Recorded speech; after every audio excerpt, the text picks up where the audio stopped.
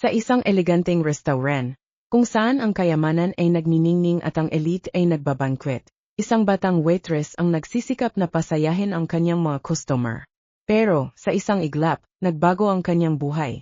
Isang mayamang taong mayabang ang nagmakaawa sa kanya, sumigaw, "Umalis ka dito, ikaw na maruming pulubi." Ang mga salita ay tumaga tulad ng talim, inilantad ang kanyang mga inseguridad at pagkabigo. Nararamdaman niya ang sakit ng paghamak, isang etsyo ng lahat ng beses na siya ay pinabayaan at nilate. Pero, sa kaibuturan ng kanyang puso, isang apoy ng determinasyon ang nagsimulang sumiklab.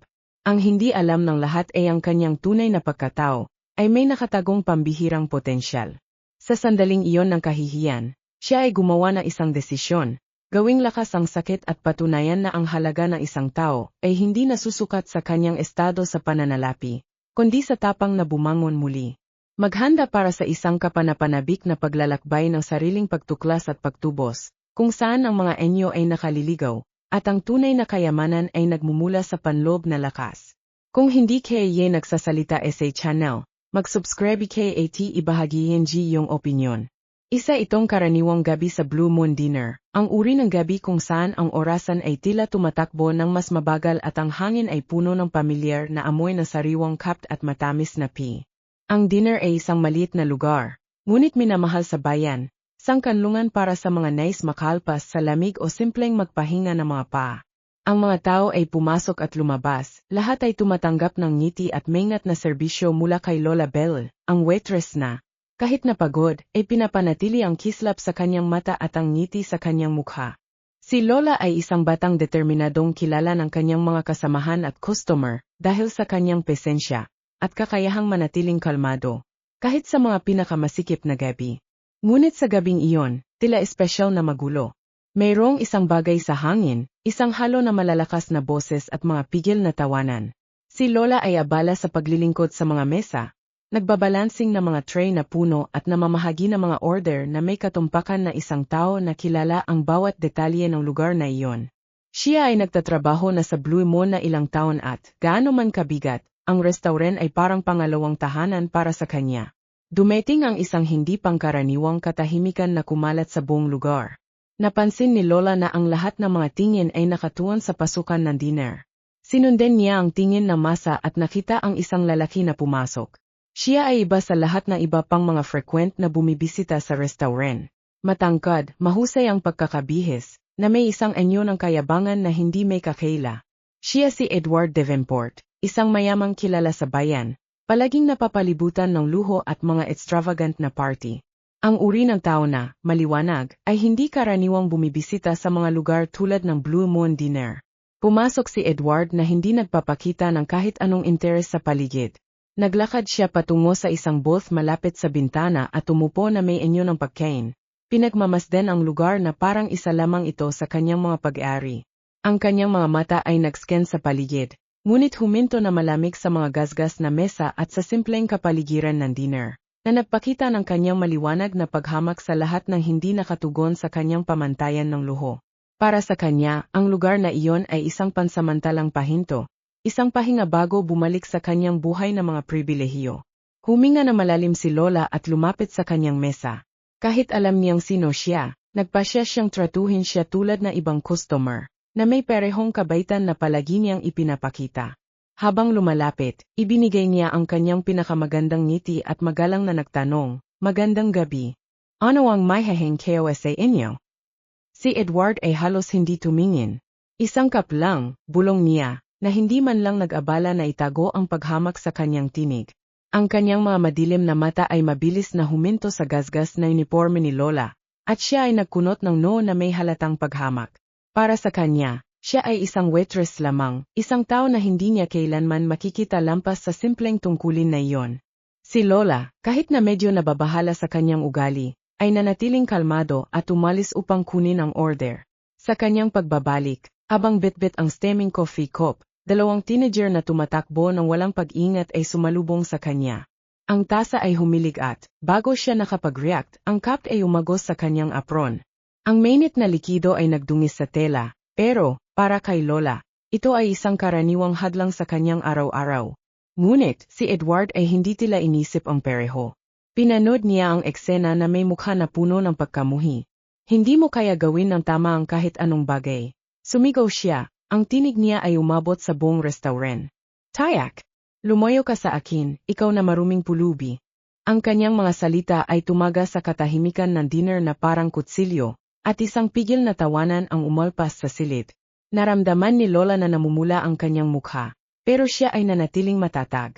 Ang kahihiyan ay halatang halata. Ngunit siya ay tumangging pahintulutan na makita siya ng lalaking iyon na humihina. Sa halip, huminga siya ng malalim, hinawakan ang tingin sa loob ng isang maikling sandali, at umatras, dala ang dangal ng isang tao na alam ang kanyang sariling halaga. Kahit na hindi siya makita ng iba. Noong gabi na iyon, habang inaayos niya ang dinner pagkatapos ng kanyang shift, ang mga salita ni Edward ay patuloy na umabot sa kanyang isipan. Bawat pangungusap, bawat pagtingin ng paghamak, bawat tahimik na tawanan. Ang kahihiyan na kanyang dinanas ay tila nakaukit sa kanyang alaala. Ngunit sa halip na magpahina sa kanya, ito ay nagbigay na inspirasyon upang mangarap na mas mataas.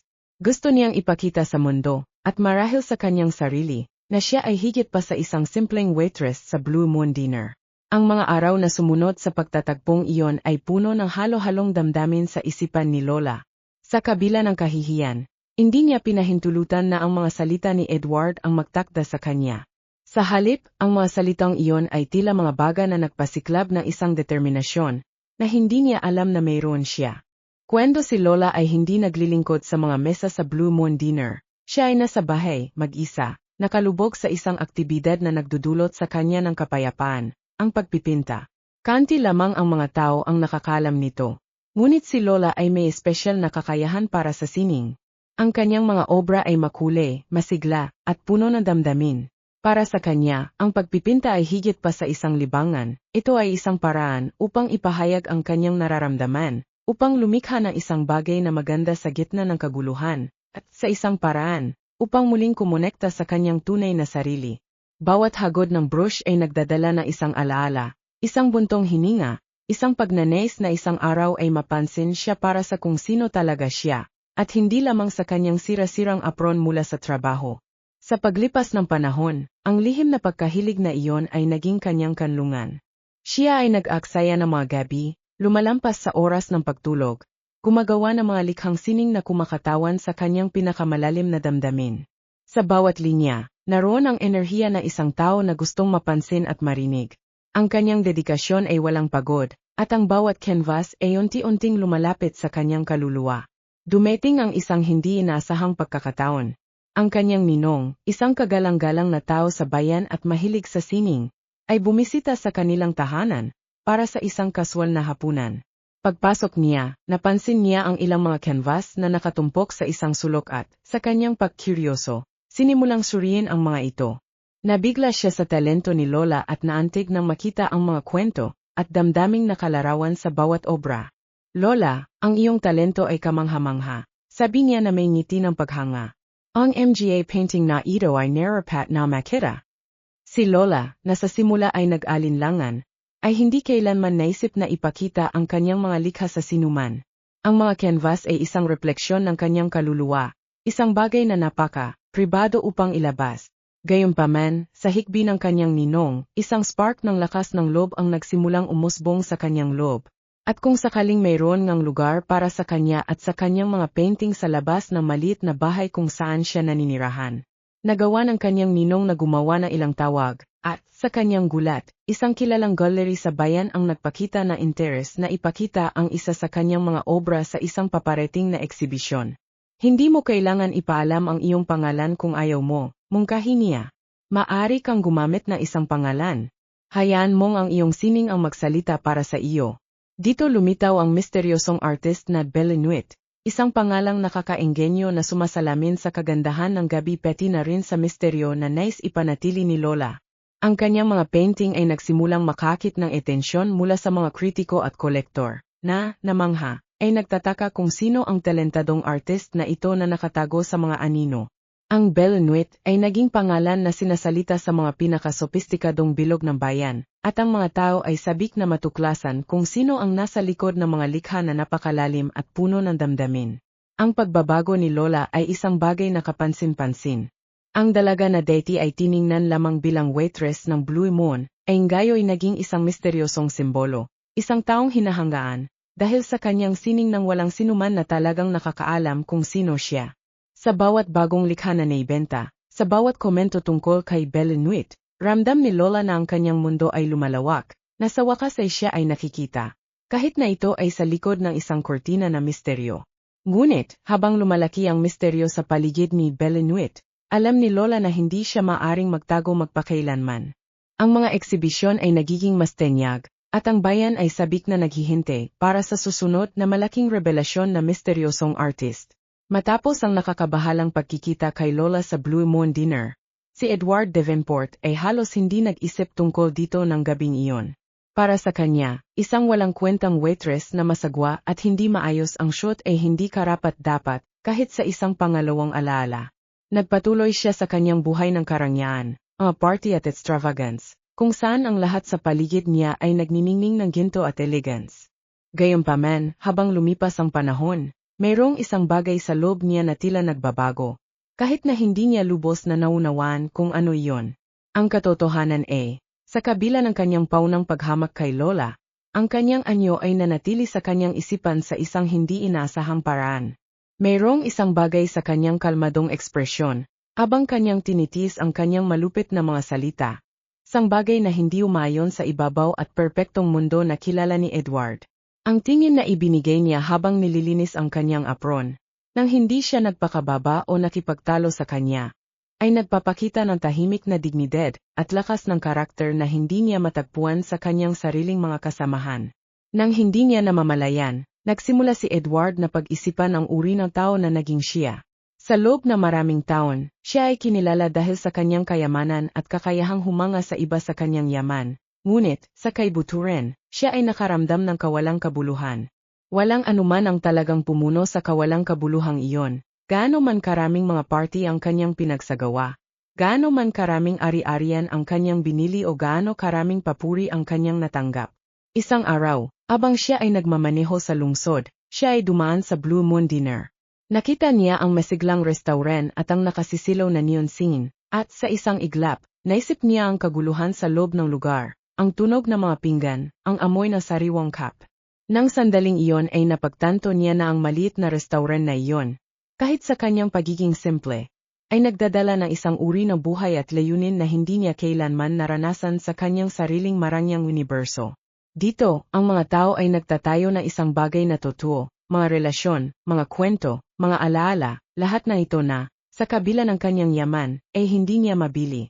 Ang mga pag-isip na ito ay nagsimulang mag-abala sa kanya, lumilitaw sa kanyang isipan sa mga pinakanakakatawang sandali, at siya ay natagpuang bumabalik sa dinner, hindi na bilang isang mayabang na kliyente, kundi bilang isang tahimik na tagamasid. Hindi siya pumasok, ngunit nanatili siya sa labas, nakikita si Lola mula sa malayo, na naglilingkod sa mga kliyente na may tahimik at nakababalik ng ngiti, abang ang buhay ay nagpatuloy sa loob ng lugar. Sa kauna-unahang pagkakataon, napagtanto niya na ang talagang umaakit sa kanya ay ang kasimplihan at pagiging totoo. Isang bagay na ang kanyang sariling mundo ng karangyaan ay hindi kailanman nag-alok sa kanya. Dahil sa bagong pananaw na ito, nagsimulang mas pagmasdan ni Edward ang mundo sa kanyang paligid, lampas sa magagarang hapunan at mga marangyang pagdiriwang. Napansin niya ang mga tao na dati niyang binabalewala, ang mga kilos ng kabaitan na hindi napapansin, ang mga ngiti na akala niya ay tiyak na sa kanya. Unti-unti, napagtanto niyang marami pang dapat matutunan tungkol sa tunay na yaman ng buhay. Sang yaman na hindi nakabatay sa pag-aari, kundi sa pagpapahalaga sa mga bagay na walang presyo. Ang bagong kababaang loob na lumalago sa kanyang kalooban ay nagdala ng isang uri ng kapayapaan na hindi niya naramdaman sa maraming taon. Ngunit alam niyang nasa simula pa lamang ang kanyang pagkatuto. Sa kaibuturan, naramdaman niyang may pagnanais na makabawi kay Lola, na makahanap ng paraan upang humingi ng tawad. Ngunit, kasabay nito, alam niyang hindi sapat ang mga salita. Kailangan niyang patunayan, sa kanyang sarili at kay Lola, na siya ay nagbago. Ang cup na tumagas sa apron ni Lola ay tila isang maliit na aksidente sa gabing iyon sa Blue Moon Dinner. Ngunit ito ang naging panimula ng isang malalim na pagbabago. Bagamat ang malupit na salita ni Edward ay nakasakit sa kanyang orgulyo, nagmulat din ito kay Lola ng isang bagay na hindi niya alam na mayroon siya, isang determinasyon na umangat, na ipakita sa mundo, at sa kanyang sarili, na siya ay higit pa sa tahimik na waitress sa likod ng counter. Hindi nagmula si Lola sa isang mayamang pamilya, at wala siyang mga malaking pagkakataon sa buhay. Ang kanyang trabaho sa restaurant ay, hanggang noon, ang tanging paraan upang suportahan ang kanyang mga pangarap at ang kanyang lihim na pagmamahal, ang sining. Sa mga kakanting sandali na nagagawa niya sa pagitan ng mga shift, nagdodrawing si Lola sa mga napkin, sa mga piraso ng papel, at minsan, kapag dumating ang gabi at nagsara na ang restaurant, kinuha niya ang kanyang mga pintura at nawawala sa mga kulay at enyo, binabago ang kanyang mga damdamin sa mga tunay na obra. Ang pagpipinta ang nagbigay sa kanya ng kapayapaan, at mas malalim na kahulugan sa buhay. Sa paglipas ng panahon, lumago ang kanyang kakayahan, at ang kanyang mga pinta ay nagsimulang ipakita ang lalim at ganda na tumatagos sa mga nakakakita. Ipinakita niya ang mga eksena ng araw-araw, gaya na mahiyay ng ngiti ng isang bata, ang mga kunot ng isang matanda na may mga kwentong taglay, mga simpleng bagay, ngunit sa pamamagitan ng kanyang sining, nagkakaroon ito ng espesyal na mahika. Hindi tiyak ni Lola kung handa na siyang ipakita ang kanyang mga gawa sa mundo. Ngunit isang udyok sa kanyang loob ang sumisigaw na ipagpatuloy ito. Dumating ang isang hindi inaasahang pagkakataon, isang gala ng kawanggawa na inorganisa ng mataas na lipunan ng bayan, isang kaganapan na magdadala ng malalaking pangalan, kabilang si Edward Davenport. Ngunit wala si Lola ng panyaya, hindi siya konektado sa elite. Pero tila may sariling mga plano ang tadhana. Ang padrino ni Lola, isang simpleng tao, ngunit tumulong sa maraming tao sa kanyang buhay, ay iginagalang dahil sa kanyang gawing sosyal at, bilang pagkilala, nakatanggap ng isang espesyal na panyaya sa gala, isang panyaya na walang pag-alinlangan na ibinigay kay Lola.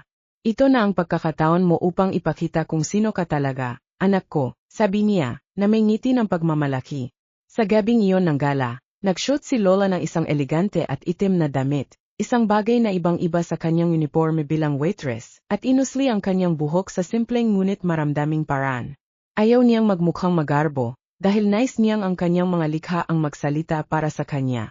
Pagdating sa kaganapan, ang mga tingin ay tumuon sa kanya, hindi lamang dahil sa kanyang tahimik na enyo, kundi dahil sa kumpiyansang nakapaligid sa kanya. Kaunti lamang ang nakakaalam na ang batang ito ang misteryosong artista na responsable sa isa sa mga pinakainabangang pinta ng gabi. Dumating ang rurok ng gala, at ang pintura ni Lola, nakatago sa isang belo, ay naipakita sa publiko. Ang obra ay naglalarawan na isang simpleng, ngunit makapangyarihang eksena, isang waitress na nagsisilbi ng cup sa isang malamig na tao, isang customer na ang ekspresyon ay tila pinapababa ang lakas at ganda ng tauhan sa kanyang harapan. Ang imehe ay hindi lamang kumukuha ng isang sandali, kundi pati na rin na isang malalim na damdamin ng tibay at dignidad. Ang bulwagan, na dati ay maingay, ay naging tahimik habang ang mga bisita ay tinatanggap ang tindi na eksenang iyon. Si Edward, kasama ng mga bisita, ay lubos na naguluhan, ang kanyang mga mata ay nakabuka sa gulat. Sa isang iglap, nakilala niya ang kahulugan ng pintura na iyon at alam niyang si Lola ang naroroon, nakatayo, tumatanggap ng mga palakpakan na umabot sa buong bulwagan. Ang malupit na komento ni Edward Davenport sa Blue Moon Dinner ay maaring nagwasak sa sigla ng sinumang tao. Sa sandaling iyon, nang ang cup ay tumagas sa kanyang apron at ang mga tawanan ay umalingaw sa restaurant, naramdaman ni Lola ang init ng kahihiyan na umakyat sa kanyang mukha. Ngunit, sa halip na sumuko sa pagkadismaya, mayroong isang bagay na nagningning sa loob niya. Ang kahihiyan ay naging isang uri ng lakas na hindi niya alam na mayroon siya. Nagpasya siyang hindi hayaan na ang sandaling iyon ang tumukoy sa kung sino siya. Sa bawat tawa, bawat tingin ng pagdududa, nakakita siya ng bagong dahilan upang patunayan na kaya niyang higit pa. Sa mga araw na sumunod, habang siya ay naglilingkod sa mga mesa ng Blue Moon Dinner, sinimulan ni Lola na gawing aksyon ang kanyang galit at pagkabigo. Pagkatapos ng bawat nakakapagod na shift, naglaan siya ng mga oras para sa kanyang sining, parang ang bawat pintura ay isang paraan ng pagpapalabas ng mga emosyon na naipon. Ang kanyang mga pinta, na dati ay mahiyain at malambot, ay nagsimulang makuha ang isang bagong lakas, alos marahas, na may mas matitinding linya at maliwanag na kulay. Ang mga mata ng mga tauhang kanyang pinipintang gayon, ay nagpapakita ng lakas at tibay na natutuklasan niya sa kanyang sarili. Sa bawat natapos na pintura, naramdaman ni Lola na siya ay isang hakbang na mas malapit sa pagpapakita sa mundo ng kanyang tunay na potensyal. Hindi na magiging limitado ang kanyang buhay sa paglilingkod sa mga mesa, pagtanggap ng mga mabilis na order, at pagtanggap ng mga mapang-uyam na komento. Tumanggi siyang tanggapin na ang nakakahiyang eksenang iyon ang magiging pinakamataas na punto ng kanyang kwento.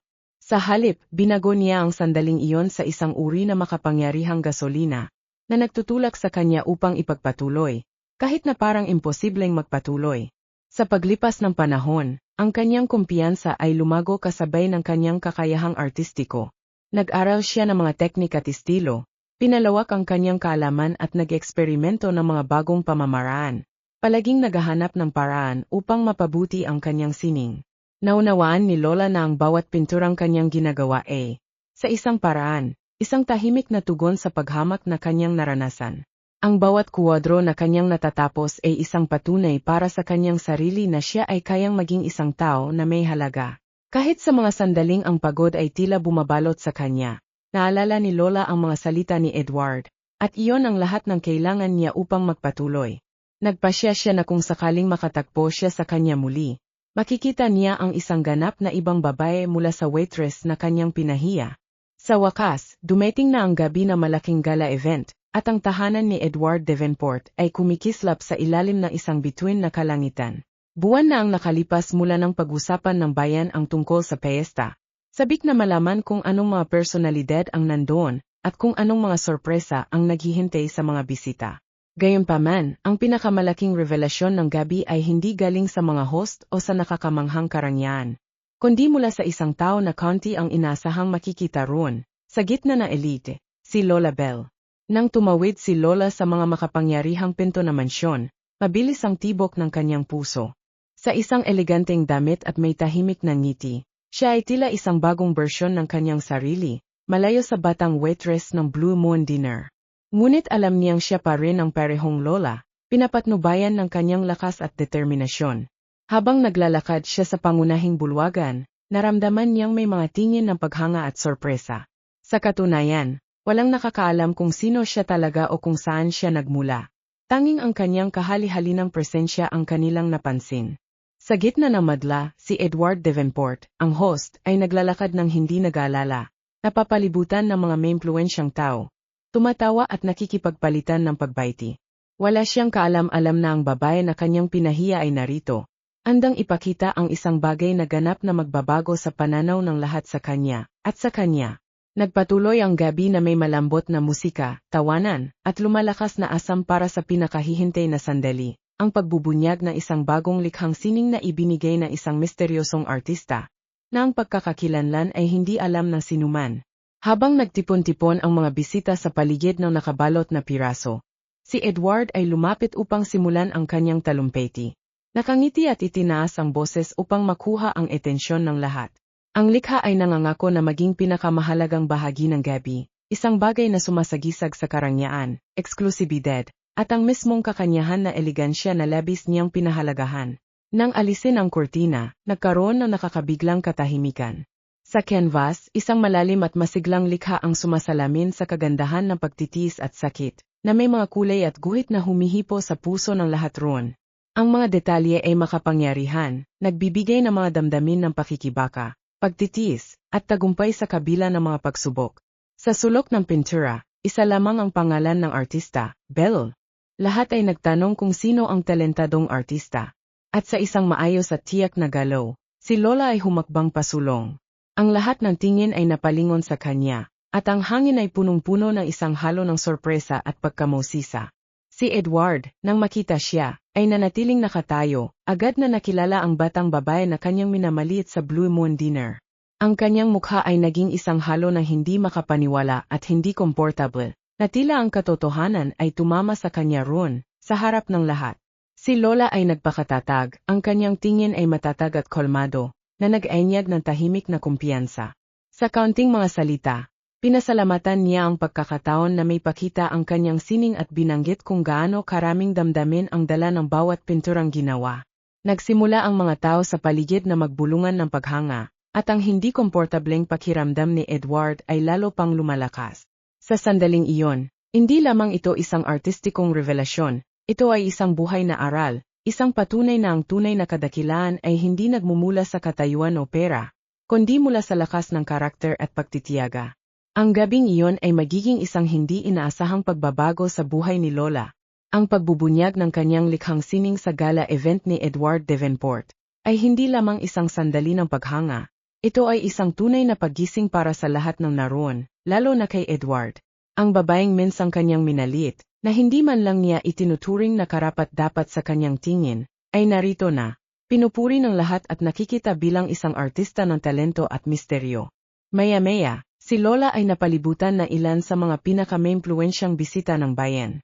Ang mga negosyante, kritiko ng sining, at maging mga kolektor ay lumapit, nahuhumaling, nagtatanong tungkol sa kanyang proseso ng paglikha at sa mga damdaming idinulot ng kanyang pintura. Nais nilang malaman pa ang tungkol sa Belle, sa likod ng napaka-touching na likha. At ang bawat salita na kanyang ibinahagi ay nagpalakas lamang ng pagkahumaling ng mga naroon. Unti-unti, si Lola ay napagtanto na siya ay tinanggap sa isang paraan na hindi niya kailanman naisip. Nagsimula ang mga imbitasyon para sa mga eksibisyon, mga hapunan, at mga kaganapan, mga imbitasyong dating tila napakalayo sa kanyang realidad. Ang masalimot na mundo na dati niyang nakita mula sa malayo, ngayon ay tila nagbubukas ng mga pintuan para sa kanya. Ngunit, kasabay nito, si Lola ay nanatiling nakatapak sa lupa. Naalala ang bawat laban na kanyang hinarap, bawat luha na itinago sa likod ng counter ng Blue Moon Dinner. Sa kabila ng glamour na nakapaligid sa kanya, hindi siya kailanman huminto sa pagiging determinadong kabataan, na ginawang hakbang ang mga pagsubok, para sa kanyang sariling pagunlad. Ang pinakamasayang bahagi ng gabi ay nang, sa isang hindi inaasahang kilos, si Edward Davenport ay lumapit sa kanya, na may ibang tingin kaysa noong una silang nakita. Iniabot niya ang kamay, at sa kanyang mukha ay may halong pagpapakumbaba at pagkilala. Lola, sabi niya, nag-alinlangan ngunit tapat, mali ako tungkol sa iyo. Nahusgahan kita sa mababaw na paraan, at ngayon ay napagtanto kong marami akong dapat matutunan. Ang iyong sining, ang iyong kwento, ito ay isang bagay na hindi ko kailanman malilimutan. Tinanggap ni Lola ang kamay ni Edward na may mahinahong ngiti. Para sa kanya, iyon ay higit pa sa isang paghingi ng tawad, ito ay isang tahimik na tagumpay. Sang patunay na ang kanyang lakas at dangal ay nagbago na isang pagkiling tungo sa pagkilala. Sa isang matatag na tingin at banayad na tinig, sumagot siya, "Salamat Edward.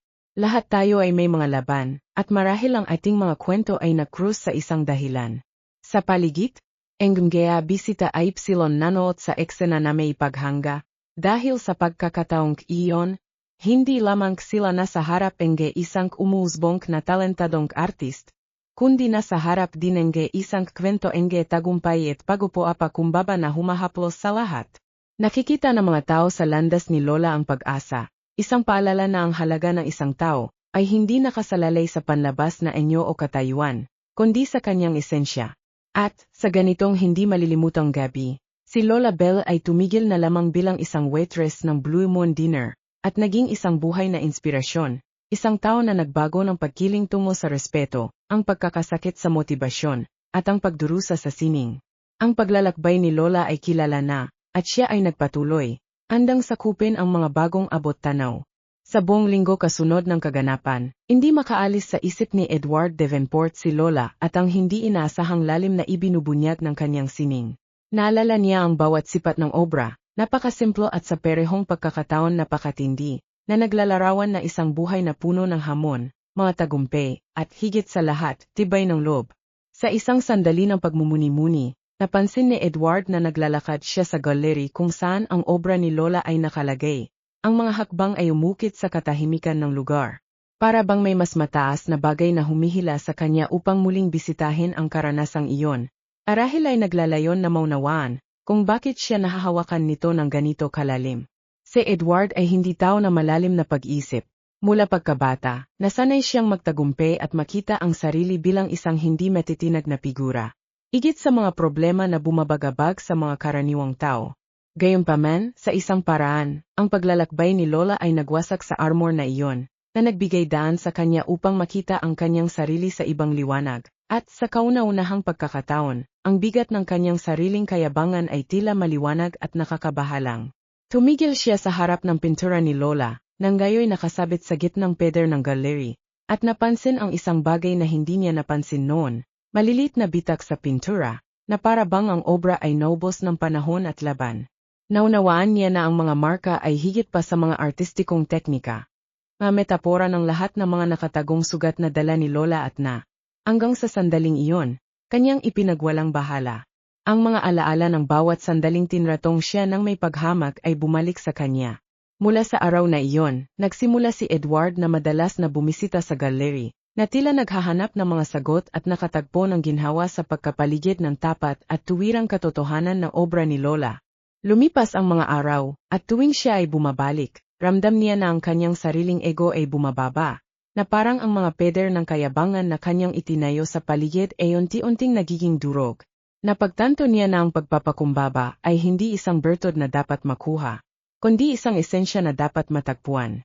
At ang esensyang iyon ay narito, sa harapan niya, na nahahayag sa gawa na isang kabataan na, kahit na tinanggihan at nahiyang, ay nakapagbago ng kanyang mga sakit sa isang bagay na maganda at nagbibigay inspirasyon. Isang araw, nagpasya si Edward sa isang hakbang na nagbago ng takbo ng kanyang buhay.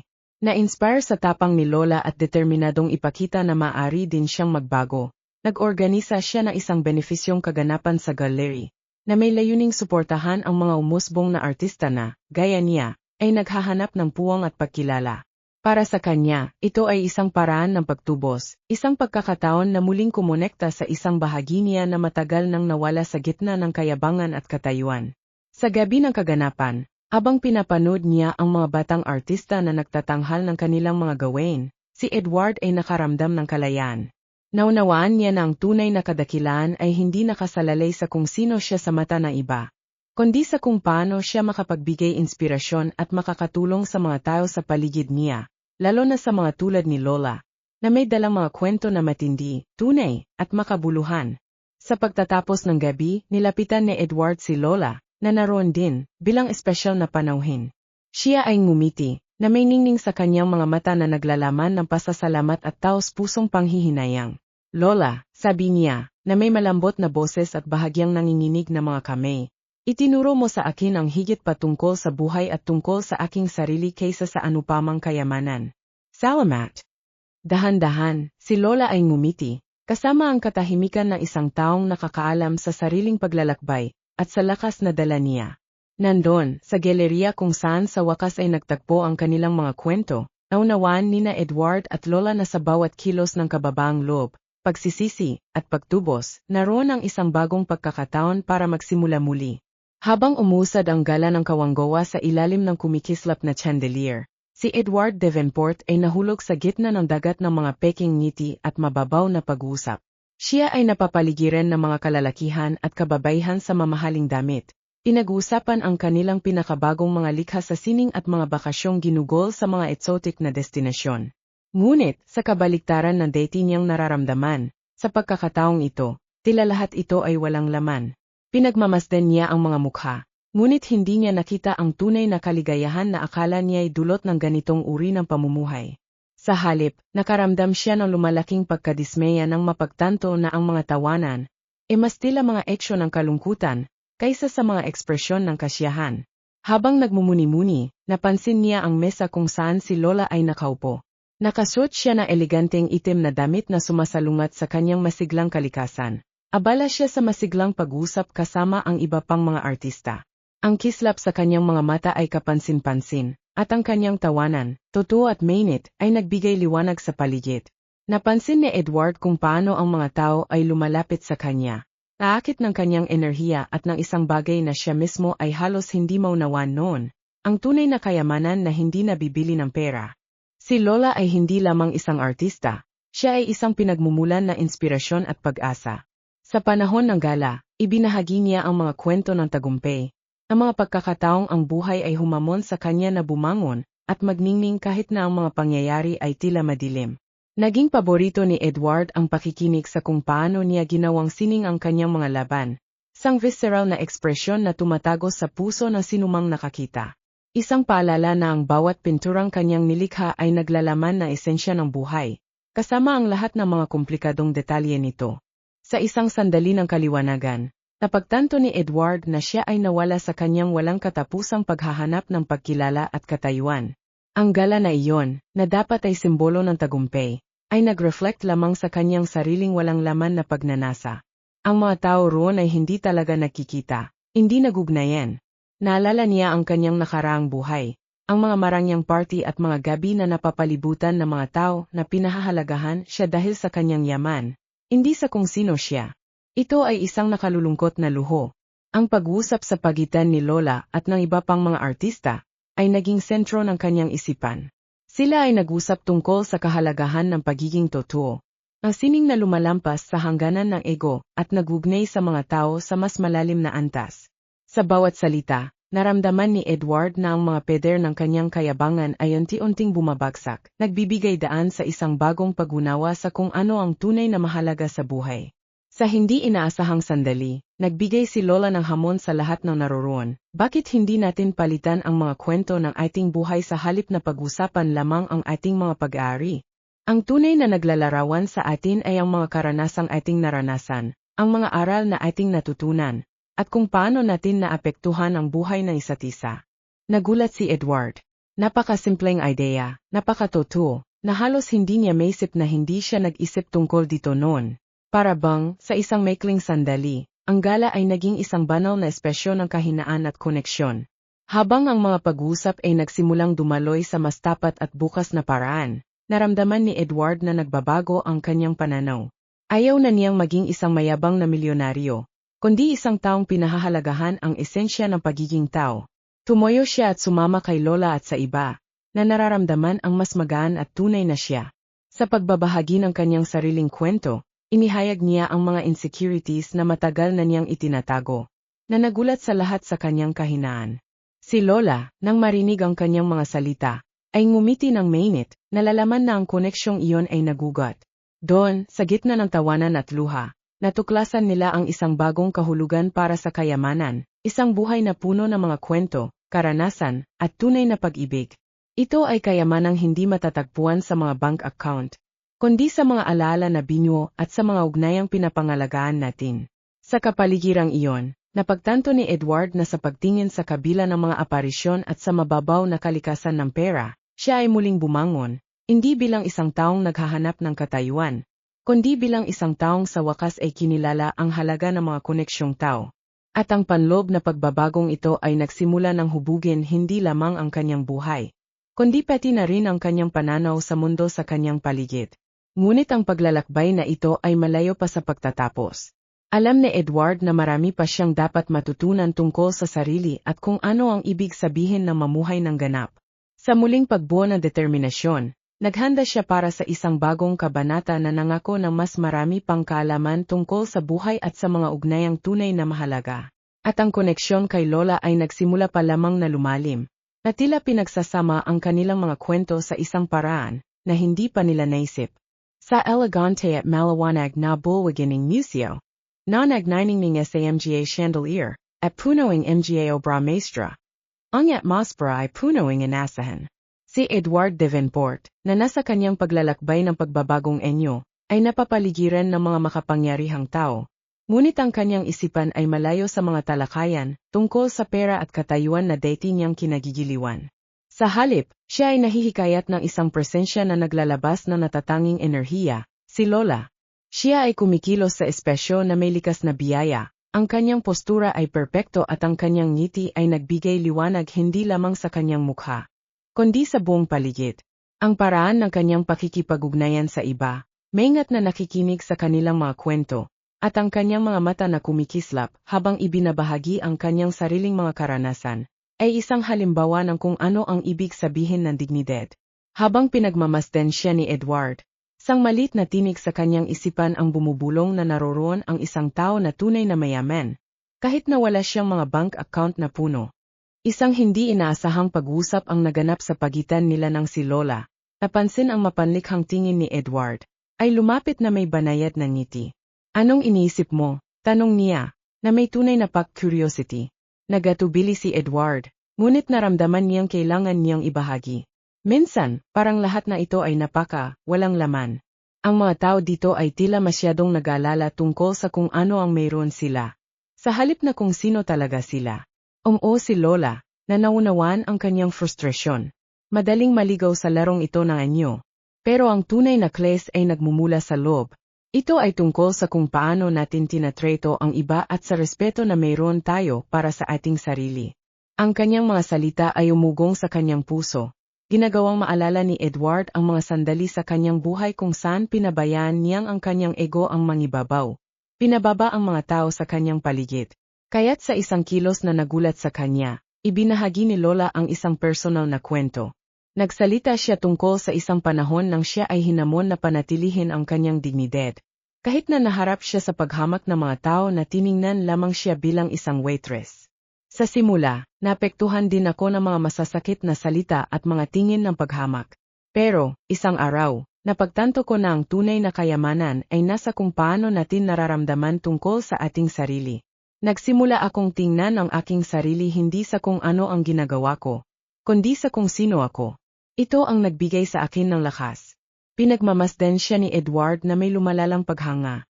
Napansin niya na, kahit na ang kanyang buhay ay puno ng material na bagay, hindi pa siya nakaramdam na isang koneksyon, na kasing lalim at tunay sa sinuman. Ang tunay na mahalaga ay hindi kung ano ang mayroon siya, kundi kung sino siya, isang babae ng tapang, klase, at dignidad. Sa bawat salita, si Lola ay nag-iwan na hindi mapapawing marka sa kanyang puso. Inahamon siya na muling isalang-alang ang kanyang mga prioridad at halaga. Habang umuusad ang gabi, nagkaroon si Edward ng pagkakataon na makita si Lola sa aksyon. Lumapit siya sa isang grupo ng mga bisita, lahat ay tumatawa at nag-enjoy, at sa isang sagyang pagbibigay ng katatawanan at kahusayan, dinala niya sa talakayan kung paano ang sining ay maaring maging paraan ng pagugnay ng mga tao. Hindi alintana ang kanilang pinagmulan o katayuan. Ang paraan ng kanyang pagsasalita, na bumibiyag sa lahat sa kanyang pagiging totoo at sigasig, ay isang patunay na ang halaga ng isang tao ay hindi natutukoy sa mga material na bagay, kundi sa kayamanang dala nito sa loob. Napagtanto ni Edward na bawat kilos ni Lola, bawat salita, at bawat ngiti ay may bigat na higit na mahalaga kaysa sa anumang kayamanan na maaari niyang ipunin. Natutunan niyang ang tunay na klase ay hindi lamang nakasalalay sa asal o anyo, kundi sa paraan ng pagtatreto sa iba, sa pagpapatawad na inaalok, at sa kakayahang makita ang kabutihan sa mga tao. Sa sandaling iyon, nakaramdam siya ng isang alon ng pasasalamat dahil natagpuan si Lola, isang tunay na guro ng buhay. Parang inilalantad niya sa kanya ang isang bagong tanawin, isang daan patungo sa isang mas mayamang mundo ng mga karanasan at mga ugnayang tao. Nais niyang maging bahagi nito, makilahok sa isang bagay na lampas sa material.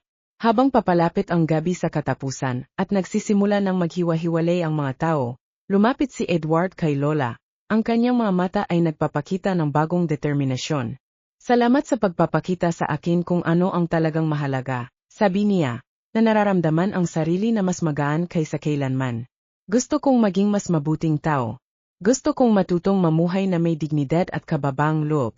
Ngumiti siya, isang ngiti na puno ng pagudyok at pag-asa. Ito ay isang landas na lahat tayo ay mayroong tahakin, Edward. Ang mahalaga ay maging bukas tayo sa pagkatuto at paglago. At sa ilalim ng mga bituin, nagsimula ang isang bagong pagkakaibigan na puno ng mga pangako at aral. Alam ni Edward na ang koneksyong ito ay magbabago ng kanyang buhay magpakailanman. Ngunit ang paglalakbay ay nagsisimula pa lamang. Habang ang katotohanan ng kanyang mga pagbabago ay papalapit, ang inaasahan ng susunod na mangyayari ay bumabalot sa kanya sa isang alon ng pag-asa. Isang bagong pangunawa tungkol sa tunay na kayamanan ang nagsisimula ng umusbong sa kanyang loob, at handa na siyang yakapin ang pagbabagong ito. Sa pagtatapos ng paglalakbay na ito, maliwanag na ang tunay na kakanyahan na isang tao ay higit pa sa kanyang enyo o pinansyal na sitwasyon. Ang pagbabago ni Lola ay nagtuturo sa atin na ang bawat hamon ay maaring maging pagkakataon para sa paglago at ang dignidad at kababaang loob ang pinakamalaking kayamanan na maaari nating itaguyod. Ang kanyang mga karanasan ay nagpapaalala sa atin na ang respeto at empatiya ay mahalaga sa isang mundong madalas na mababaw. At lahat tayo ay may mahalagang kwento na dapat ipahayag. Kung ikaw ay naantig sa kwentong ito ng pagtagumpay at pagtuklas sa sarili, huwag kalimutang mag-subscribe sa channel. Sumali sa amin para sa higit pang mga kwentong nakaka-inspire na nagdiriwang sa lakas na espiritu ng tao, at naghihikayat sa atin na makita ang tunay na halaga sa buhay. Ibahagi ang iyong mga pagninilay-nilay sa mga komento, at maging bahagi ng komunidad na naniniwala sa kapangyarihan ng pagbabago.